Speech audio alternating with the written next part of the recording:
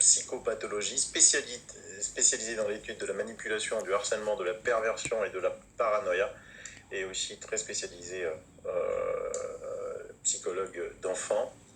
Et elle a écrit sur son site un article, ça fait longtemps qu'on attendait sa réaction, il y a 3 jours, et le moment paranoïaque, le déferlement totalitaire face à la dialectique du maître et de l'esclave. Alors évidemment, je ne vais pas pouvoir vous le lire ici parce que vous voyez que le temps de lecture est de 41 minutes. Je vous le mets dans le premier lien. Vous pouvez même le télécharger en PDF comme Ariane l'indique. C'est un document à lire. C'est vraiment très bien fait. C'est une parole forte, importante, qui nous est chère. Et Ariane, si tu m'écoutes, tu es invitée quand tu veux sur ma chaîne. Allez, on part faire un petit tour du monde parce que les choses bougent. Regardez en Belgique, mainmise de Sciences Anno, conflit d'intérêts dans son rapport à la commission spéciale Covid. Yves Copiters pointe de graves manquements. Alors, la mainmise de Sciences Anno, c'est, vous savez, c'est ce groupuscule, cette soi-disant élite de sachants qui a tout manœuvré en Belgique. Et le professeur Copiter, c'est l'un des 4 experts qui travaillent avec la commission spéciale Covid, souligne plusieurs manquements dans la gestion de la crise. Certains sont en lien direct avec des firmes pharmaceutiques, pointe-t-il notamment. Oh tiens, comme tu nous étonnes. Le jour où tout le monde comprendra que tout ça, c'est fomenté par Big Pharma, ça serait pas mal.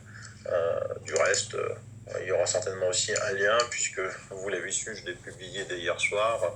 La Société de pathologie infectieuse de langue française, donc la SPILF, retenez ce nom, a saisi en juillet l'Ordre des médecins des Bouches-du-Rhône contre le professeur Didier Raoult, qu'elle accuse notamment d'avoir indûment promu l'hydroxychloroquine, a-t-on appris jeudi, auprès de la Société savante. Je fais appeler Société savante, eux savent. Ah ouais. Dedans, il y a des internes. Et ils veulent porter en justice le professeur Raoult, meilleur infectiologue au monde. Et donc, François a enquêté, évidemment. La SPILF ne souhaite pas s'exprimer pendant la procédure. Le CNOM ne dit rien. On va suivre ça de très près. Mais retenez ce nom, SPILF. Je pense qu'on va en entendre parler beaucoup dans les prochains temps, parce que, évidemment, une procédure contre le professeur Raoult sur l'hydroxychloroquine, alors qu'ici, je vous le disais encore hier, qu'il y a 89 études qui prouvent l'efficacité de l'hydroxychloroquine. Du reste, je ne sais pas, en Afrique, vous savez que maintenant, quasiment toute l'Afrique traite, et ce, depuis le départ, à l'hydroxychloroquine. Hier, la France a déclaré 7017 cas, l'Espagne 8581, ce qui représente quasiment presque 50% des cas, et je rappelle qu'un cas, c'est pas être malade, positif en Europe.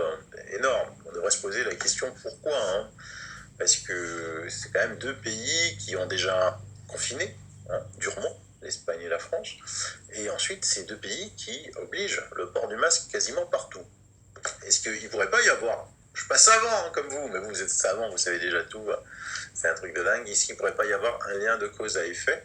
Et pendant ce temps-là, l'Afrique, vous voyez, a déclaré hier l'ensemble du continent africain, presque 1,5 milliard d'habitants, parce que même si le dernier pointage donne moins, il a été fait en 2016, 7101 cas en Afrique, toute l'Afrique. Mais on ne se pose aucune question. Afrique traitée à l'hydroxychloroquine, ils en mangent tous les jours depuis des années et des années, je peux vous le dire. On part en Suisse, où ça bouge, dans le Neue-Zürcher Zeitung. J'ai traduit de l'allemand, communication effondrée, si finalement les covidios avaient raison. Alors, covidio, c'est une expression, on l'utilise aussi en italien, les covidioti, ou covidiota, quand on veut se moquer de quelqu'un qui vote le Parti démocratique en Italie, on les appelle les pidioti. Donc c'est une expression. Les statistiques sont également excellentes pour mentir. Il est malhonnête de déduire un si grand risque pour la santé de l'augmentation des nouvelles infections comme cela se produit actuellement de la part de la politique et des médias. Et l'article est signé Milos Matouček, qui est un député, ça se réveille. Il dit, je vous lis un petit peu l'article, hein, je vous mets aussi dans les liens, il n'y a actuellement pas de deuxième vague, pas plus de décès, pas plus d'hospitalisation, pas de cas plus graves, mais ce sont les chiffres pertinents si vous voulez évaluer honnêtement le danger d'une épidémie et baser sur elles les mesures coercitives du gouvernement. Le nombre qui est transmis comme un épouvantail cependant est le nombre de nouvelles infections, c'est-à-dire des cas enregistrés, même s'ils vont complètement à la légère, cela rend le virus mathématiquement plus présent, plus dangereux qu'il ne l'est. Cependant, avec un pronostic du risque abstrait basé sur un gros subjonctif, on ne peut restreindre aucun droit à la liberté, sinon vous devrez interdire la circulation routière, une alimentation riche en graisse et la vie elle-même. Presque aucun mort. Les statistiques montrent le droit covidiotien. Covidiotin. Le nombre d'hospitalisations et le nombre de décès sont en baisse dans tous les pays européens depuis des semaines. Par rapport au pic d'avril, les décès de Covid se sont stabilisés à un niveau très bas dans la plupart des pays européens depuis juillet. Le nombre de décès en Suisse est à un chiffre depuis la mi-juin et la plupart des jours, personne n'est mort de ou avec Covid depuis lors. La Suède, renégate de verrouillage, a connu un pic de 115 décès par corona le 15 avril. Ce nombre est à un chiffre depuis le 20 juillet et à 0 depuis le 23 août. Quiconque discute de la vaccination obligatoire ou de possibles restrictions supplémentaires sur la base de ces chiffres n'est, désolé, pas tout à fait à l'aise. Ça se réveille, c'est génial, ça se réveille de partout, c'est super.